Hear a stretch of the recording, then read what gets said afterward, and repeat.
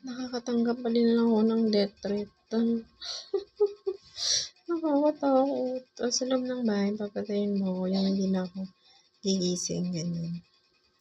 Ano daw ba yung tinatanong nila kung hindi may nag-report na nagtarakan o something.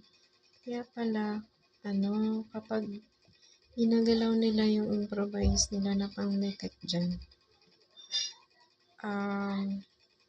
masakit sa katawan. Masakit dito sa batok, tsaka masakit dito sa may kasukasuan.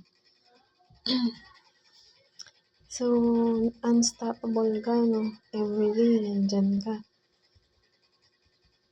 Ang gusto mong gawin, huwag akong pakiusin. Ano na nga parang sobra ka na nga Sobrang sakit na nga ng ulo ko Kakahiga, I mean, hindi naman ako kumikilos ng kung ano-ano or kumikilos ng lumalabas, ganyan. Naglalakad, mga basic function lang, naglalakad, tumatayo, ganyan. Baka gusto mo yung statwa na or patayin na, ganyan. So, dapat pinatay mo na lang siguro ako. Para di na ako makakilos.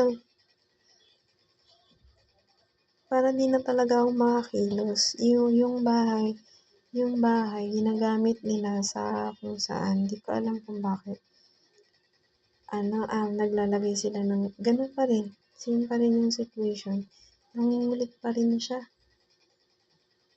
Gusto mo akong palabasin, sinasagap mo nga ako. Hindi ako pwedeng lumabas-labas, ganyan. Lumabas lang ako ng dati para malaman ko. Tapos, gusto mo akong palabasin para ayaw mo akong pag-working, ganyan. Hindi naman nakakatakot. Sana, pinatay mo na lang ako para wala ka ng problema. Pag ganyan, yung mga hahak ko, nireklamo ka na yata ng kung sino-sino Maglalagay na ako ng something dito para makita mo, para makita nila. Nahuli ka na nila, tas notorious ka. Pinapalala mo yung sitwasyon. Pinapaalis mo ako dito, pero ginagawan mo ko ng kung ano-ano.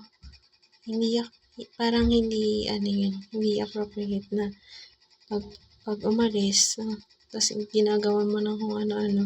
Malamang mapahamak ako sa labas. Bobo lang.